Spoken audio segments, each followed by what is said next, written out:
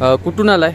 आम्ही पुण्याहून आलो होतो. सारथीच्या 750 विद्यार्थ्यांना आम्हाला 50-50 रुपये गोळा करून आम्हाला म्हणले होते की आपली मागणी जी आहे की 3 महिन्यांनी स्टायपेंड वाढवून द्या, ती मागणी मांडण्यासाठी दादांकडे आलो होतो आम्ही पुण्यावरून. आणि दादांकडून तो प्रश्न जो आहे तो सॉल्व्ह झालेला आहे किंवा कॉल केला काही असं? हां, दादांनी शंभूराज देसाई आणि चंद्रकांत दादांना पण कॉल करण्याचा प्रयत्न केला, पण त्यांनी आचारसंहितेचं कारण दिल्यामुळे दादा म्हणले की आम्हाला थोडासा वेळ द्या, म्हणजे 2च दिवस द्या म्हणले दादांच्या भाषेत, पण थोडासा वेळ द्या म्हणले. त्यानंतर मी करतोच म्हणले माझ्या पद्धतीनं सगळं काय करायचं ते.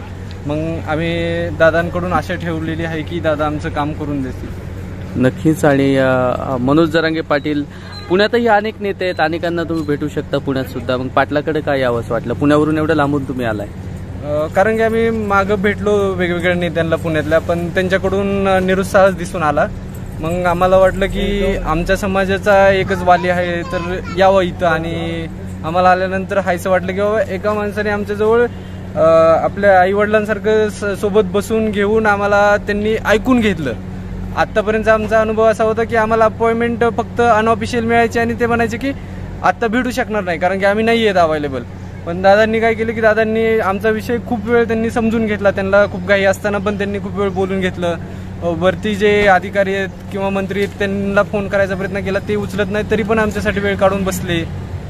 आणि आमचं काम आम्हाला आशा दिल्यानंतरच ते आता दुसऱ्या कार्यासाठी गेले. त्यामुळे आम्हाला आशा आहे की आमचं काम होऊ शकतं आणि विद्यार्थी मित्र आमचे खूप चांगला अभ्यास करू शकतात. पेपर 2 महिन्यावर झालेला असल्यामुळं मुलं ऑलरेडी डिस्टर्ब झाले होते की आमच्या स्टायपेंडचं काय, आम्ही राहायचं कुठं, खायचं कुठं, कारण की यानंतर आम्हाला कुठलाही स्टायपेंड मिळणार नव्हतं ना. तर मग असं आहे की आता मुलांना एक आशा राहिली की बाबा होऊ शकतं, आपण अभ्यास करू शकतो चांगल्या पद्धतीनं.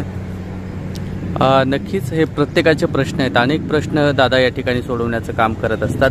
आणि आपण पाहतोय महाराष्ट्रातून अनेक तरुण असतील, वृद्ध असतील, मायमाऊले असतील, अनेक जण या ठिकाणी येतात. ज्यांचे प्रश्न आहेत ते प्रश्नाचं सॉल्व्ह करण्याचा प्रयत्न मराठा समाजाचं हे खंबीर नेतृत्व आदरणीय मनोज जरांगे पाटील करत आहेत. आणि असंच आपण भेटत राहूया. आपला मित्र उदय भिसे पाटील.